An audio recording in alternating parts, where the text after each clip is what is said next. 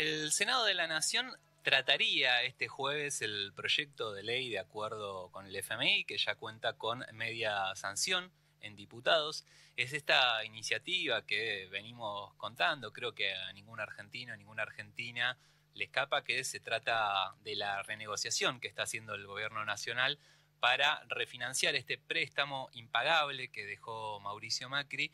Y yo digo impagable y me permito decirlo porque coincido con dirigentes de Juntos que lo han calificado de esta forma, como por ejemplo en el debate en diputados lo hizo de esta forma Martín Tetaz.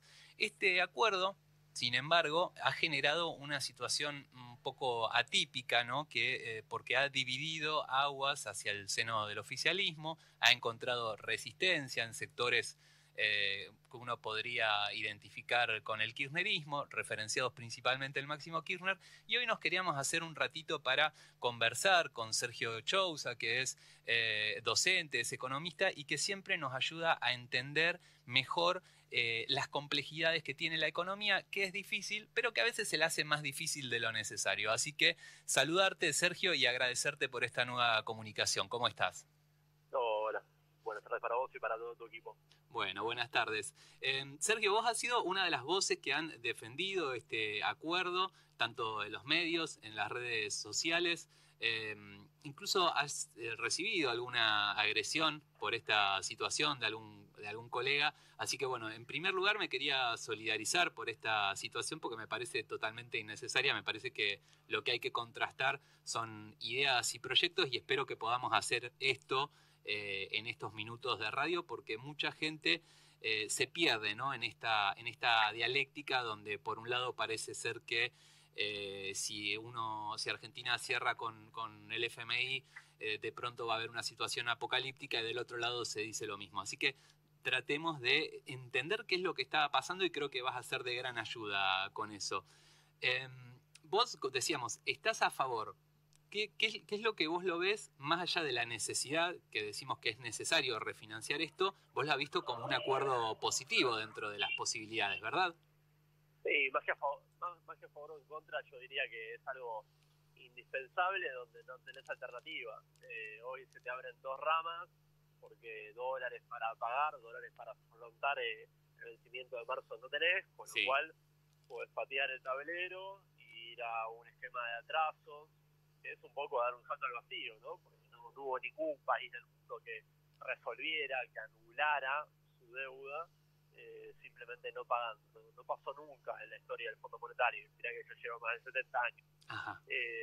Y la otra alternativa que tenías era ir a un nuevo programa. Después sí podemos discutir, me parece, que también se negoció, digamos, si las condiciones que propone este nuevo programa son cumplibles o no, si se podría tal vez con otros negociadores o con otra postura negociadora haber obtenido mejores resultados. Me parece que ese debate es válido y uno tampoco tiene la verdad, ¿no?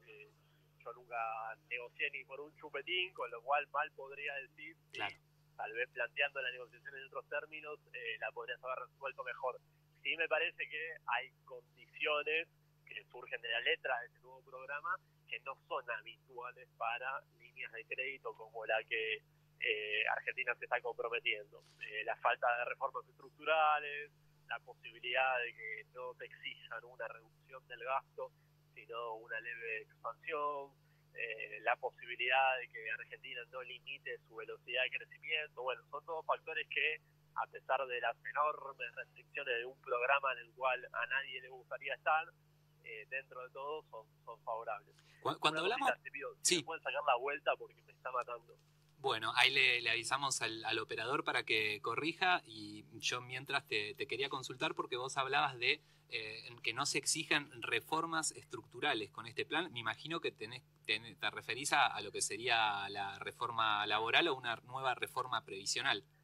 Sí, en general este tipo de programas tiene contemplado modificaciones que hacen al funcionamiento estructural de la economía. ¿Por qué? Porque esta línea, que se llama facilidades extendidas, está pensada para países que no solamente tienen un desbalance provisorio en su balanza de pagos, que es la razón primigenia por la cual los países acuden al Fondo Monetario, sino que tienen algún tipo de funcionamiento erróneo, anómalo de su economía en su fase más institucional.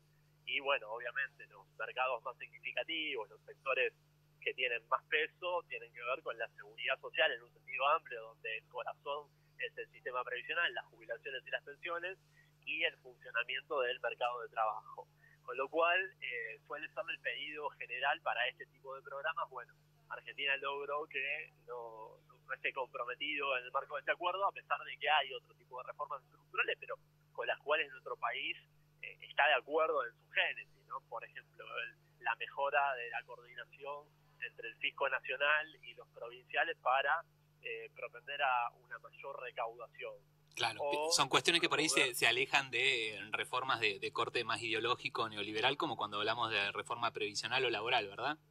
Y nadie podría pensar que alguien va a perder derechos por el hecho de que coordine mejor la FIP con los fiscos provinciales, claro, o por el hecho de que se fortalezca el ahorro nacional, que es otro de los puntos de reformas estructurales que fueron acordadas en este programa, por ejemplo, promoviendo el ahorro en pesos a partir de mejores condiciones para los ahorristas. Bueno, son aspectos que uno podría estar de acuerdo, digamos, pueden haber algún matiz sobre su implementación, pero no redundan en una pérdida de derechos.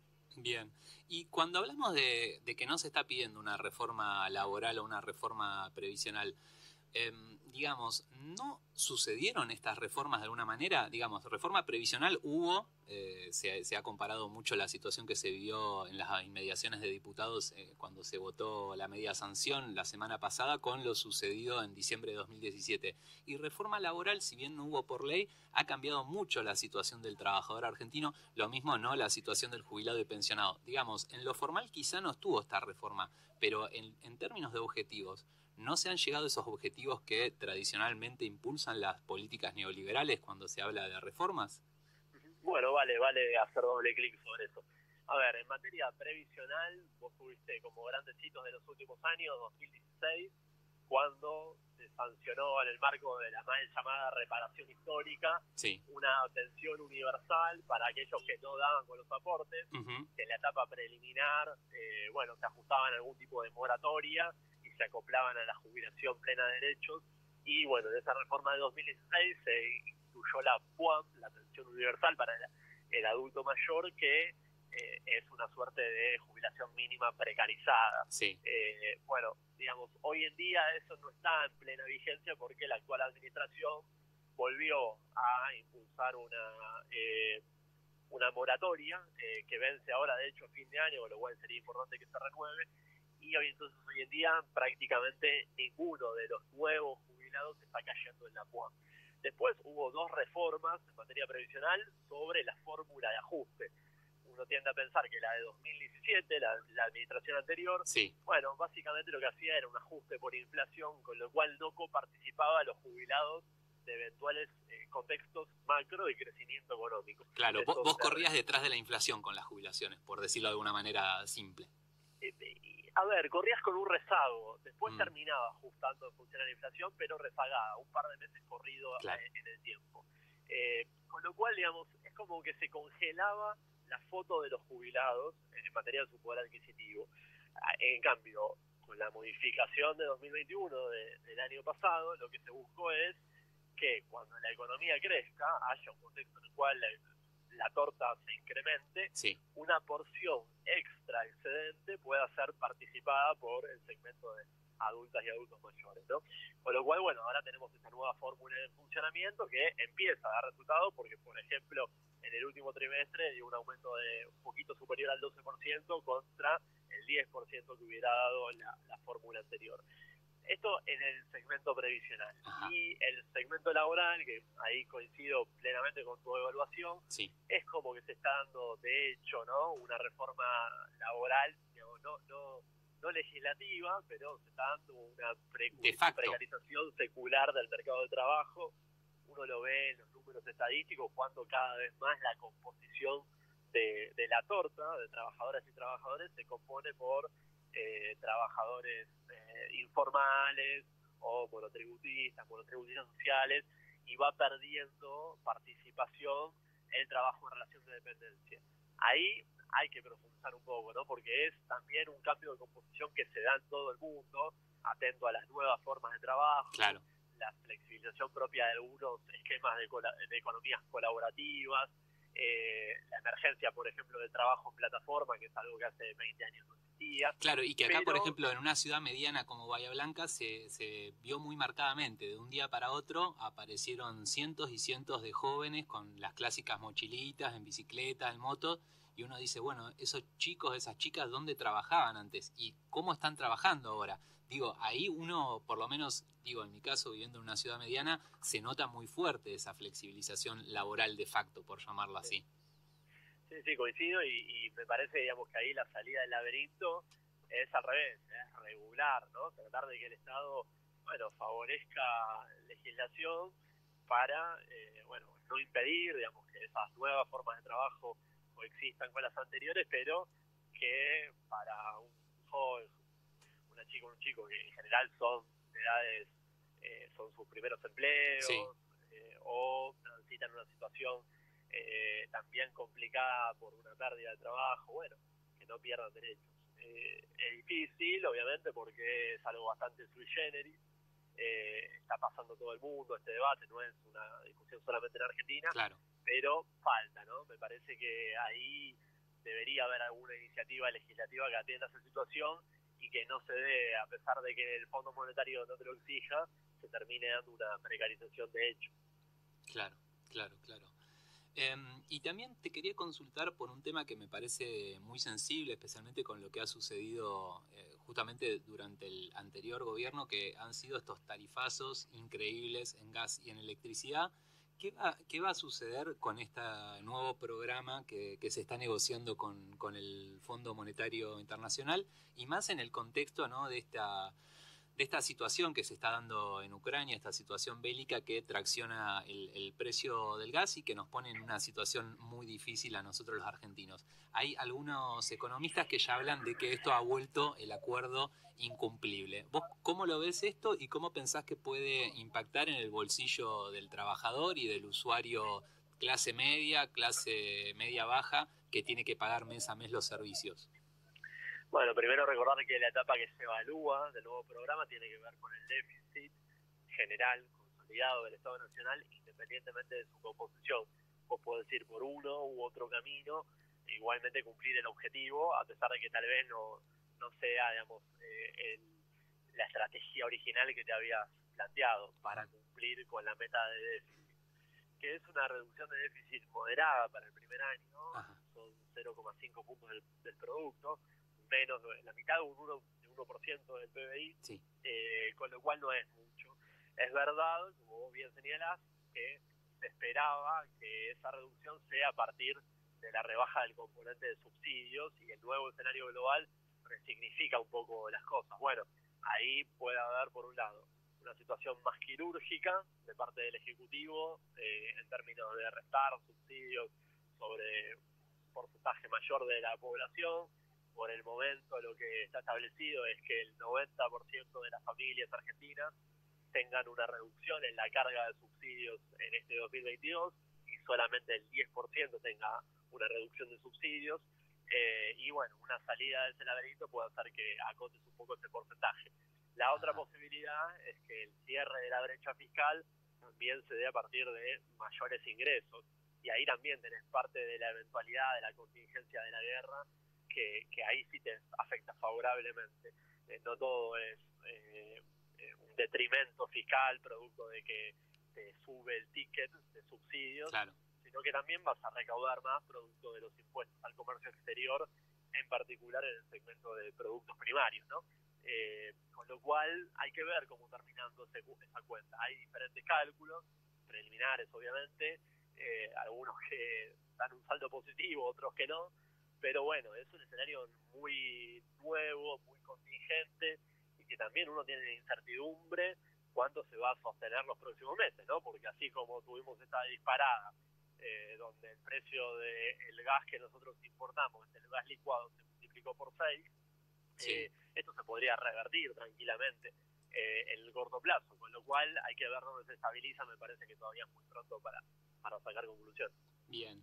Y otra cosa que te quería preguntar tiene que ver con estos dólares paralelos, ¿no? Que uno, que quizá no está en el tema, abre a veces los portales y se entera que no solamente está el oficial y el blue y el solidario y el ahorro y el turista, que son que por ahí los que uno más ubica, sino que están el MEP, el CCL, el electrónico, etcétera, etcétera. Pero más allá de qué es cada uno, que no quiero entrar en ese tema, uno ve en las noticias de los últimos días, especialmente desde que se anunció el anuncio del acuerdo con el FMI, que en ese momento el blue estaba en 2.25, creo, que ha caído más de 25 pesos. Este comportamiento de caída de los dólares paralelos, ¿con qué tiene que ver? Y por un lado esa pregunta, y por otro lado, a la persona de la calle que no compra el dólar blue, dólar ilegal o como le llamemos, ¿le beneficia o una vez que subió el paralelo y se remarcó con esos precios, los precios no vuelven a bajar? Bueno, uno tiende a pensar que poco, lo beneficia poco. Uno tiende a pensar que al menos no lo perjudica, porque una escalada significativa, bueno, podría afectar en términos de expectativas, en términos de cobertura. Buena parte de la gente termina ajustando producto de una expectativa alcista en materia de precios y, bueno, en un contexto en el cual el factor del dólar no contribuye como factor de composición de los precios de los productos, después terminás de generar una situación de moderación de las expectativas. Aún así es, de nuevo, también un escenario muy contingente. Ajá. La rebaja de estas últimas semanas es promisoria, pero partimos de un nivel ya bastante elevado. Vos pensás que ajustado por inflación, el dólar en todos los segmentos está a niveles compatibles con el año 2010, con lo cual uno tiende a pensar que todavía hay recorrido de apreciación por delante. Ajá. Por otro lado, estamos en una economía inflacionaria, 4,7% dio la inflación hoy. Bueno, el dólar debería aumentar 8 pesos para mantenerse acorde a la inflación. Claro. Entonces, aunque no baje nominalmente, aunque ese número del dólar financiero no se reduzca de los 187 o el blue no se reduzca de los 200, si no aumenta 8 pesos en el mes, entonces en términos reales también se está licuando. Con lo cual me parece sí importante que al menos la brecha no se siga disparando y ese ya de por sí en materia de expectativas, que influyen, como decíamos recién, en la formación de precios, ya es un componente que al menos no te echa nafta en la hoguera inflacionaria. Aún así no alcanza, obviamente, con eso solo. Ya se probó en 2021 que a pesar de que tuvimos un incremento en todos los segmentos por debajo de la inflación promedio, no terminó funcionando como un ancla la dinámica de precios del dólar. Bien. La última, Sergio, porque ya estamos en los últimos minutitos. Hay mucha gente que escucha FMI y se le paran los pelos, le genera recuerdos horribles que tienen que ver con la historia reciente de nuestro país. De todos modos, yo tengo mi propia posición, soy bastante escéptico de este acuerdo, pero me permito escuchar a los que saben y tratar de acercar posiciones. Creo que ha sido muy explicativo y nos ha ayudado por ahí a descartar algunos miedos que tiene uno, pero queda, viste, una cosita emocional, porque es una palabra muy fuerte, FMI. Entonces, yo sabiendo que vos tenés una posición política muy clara, parada siempre desde la postura de lo popular, del trabajador, del pueblo, que hables de ciudadano a ciudadano, ¿cómo convencerías a quien está preocupado por esta iniciativa que tiene el gobierno de que, si bien no es el mejor de los mundos posibles, por así decirlo, es necesario y nos lleva un poco más a esa vida que queremos, que tanto se prometió en campaña el año pasado? No, obviamente uno entiende que es mala palabra en Argentina, producto de que, bueno, nos recuerda a trayectorias muy traumáticas, ¿no? Los 21 programas que tuvimos vigentes a lo largo de la historia, la última parte del siglo XX y los inicios de este siglo, el único que tuvo un resultado relativamente favorable fue el de 2003. Después el resto naufragaron, con situaciones más traumáticas o menos, pero ninguno dio el resultado de que estabilizara la economía argentina. Entonces, entendiendo que obviamente un gobierno de corte nacional, popular, no buscaría como propósito, ni lo definiría, ni lo decidiría, ir a un programa en el Fondo Monetario, además entendiendo la cantidad de restricciones que eso implica, porque sí, aunque sea si te endeudás con los privados podés después renegociar esa deuda, generar una quita de capital o una renunciación de los niveles de tasa de interés. Con el Fondo Monetario no se puede hacer nada de eso, con lo cual los condicionamientos son otros. Pero bueno, estamos en ese punto, parados, la deuda existe, los dólares entraron en Argentina, no se puede negar que tuvimos 45 mil millones de dólares que ingresaron en la arca del Banco Central. Y ahora, volviendo a lo primero que debatíamos en la primera pregunta, ¿viste? Se abren dos ramas. Una es desconocer, decir, bueno, pateo el tablero, y ahí entras en algo desconocido. Los países que lo han hecho, en realidad no lo han hecho por decisión propia, sino lo han hecho porque entraban en guerra civil o una situación de tensión interna extrema. No les ha ido bien, digamos, al final del camino. Lo que les termina pasando es que entran en una crisis aún peor, hay un recambio de administración, sucesivos recambios, y después en algún momento algún gobierno decide volver a reconocer la deuda y encauzarse en un nuevo programa. Sí, me imagino que eso acá en Argentina podría generar un problema aún mayor del que estamos hoy.